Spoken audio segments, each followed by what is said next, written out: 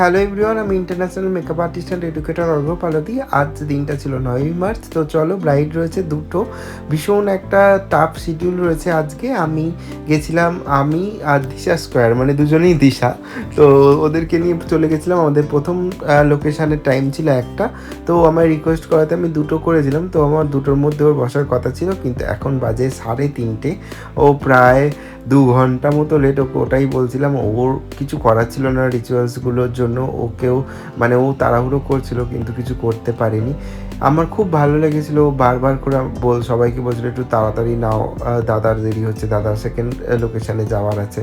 তো আমার আজকে কাজ ছিল 3টে লোকেশানে, দুটো ব্রাইড, সঙ্গে বেশ কিছু পার্টি মেকআপ ছিল, যেগুলো কোনোটাই আমি মানে মানা করতে পারিনি। সেই জন্য সবগুলোকেই আমাকে নিতে হয়েছিল এবং করতে হয়েছিল কাজগুলো।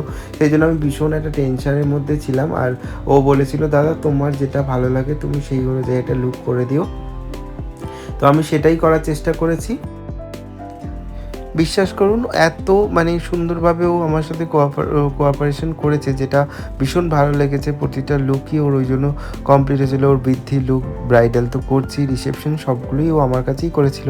অবশ্যই রিসেপশন লুকটা আমি সেকেন্ড ব্লগ, মানে এর পরের ব্লগ যেটা থাকবে সেটাতে দেবো।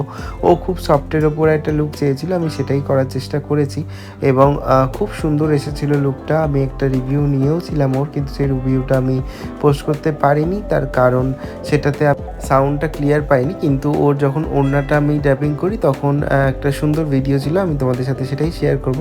ভীষণ সুন্দর মিষ্টি লাগছিল ওকে, সেটাই তোমাদের সাথে শেয়ার করলাম। তো ভীষণ তাড়াহুড়ো করে সেকেন্ড লোকেশনের উদ্দেশ্যে পৌঁছেছিলাম। সেকেন্ড লোকেশনের টাইম ছিল 4টে, কিন্তু 4:30 মতো বেজে গেছিলো। আমি 4:30 সময় গিয়ে দেখি তখন ওর রিচুয়ালস কমপ্লিট হয়নি, ও বসেছে প্রায় 6টা। তো আমি ভীষণ একটুখানি বলছিলাম যে এত লেট করলে হবে না, আমাকে বেরিয়ে যেতে হবে।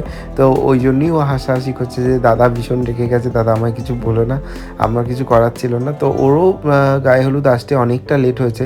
তো প্লিজ একটু ছেলের বাড়িতে আমার এটাই বলার, আপনারা ফটো তুলতে গিয়ে এতই লেট করে ফেলেন যে মেয়ের বাড়িতে গায়ে হলুদ আসতে এত লেট হয়ে যায়, তারপর তাদের রিচুয়ালস থাকে করতে করতে, মানে মেকআপ আর্টিস্টদের ক্ষেত্রে বা সেই যে ব্রাইড থাকবে তার ক্ষেত্রেও ভীষণ একটা চাপ হয়ে যায় যে কিভাবে সে রেডি হবে। ও 6টায় এসেছে, আমাকে ওকে 7টার মধ্যেই রেডি করে দিয়ে বেরিয়ে যেতে হয়েছিল, কারণ কি আমি বলেইছিলাম যে আমার 3টে লোকেশানে কাজ আছে। তো আমি সেই অনুযায়ী ছটফট করে ওকে রেডি করেছিলাম। তার আগে একটা পার্টি মেকআপ ছিল, সেটাও কমপ্লিট করেছিলাম।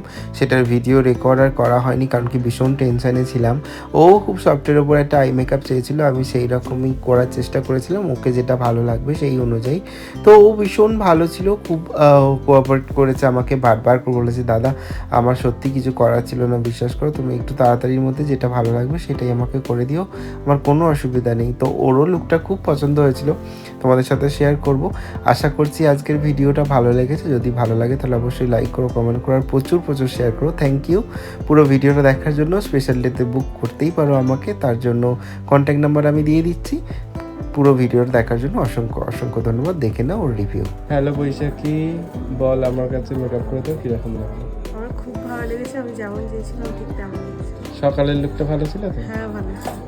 এই লুকটা কিরকম হলো সবাই জানাবি। হ্যাঁ, থ্যাংক ইউ।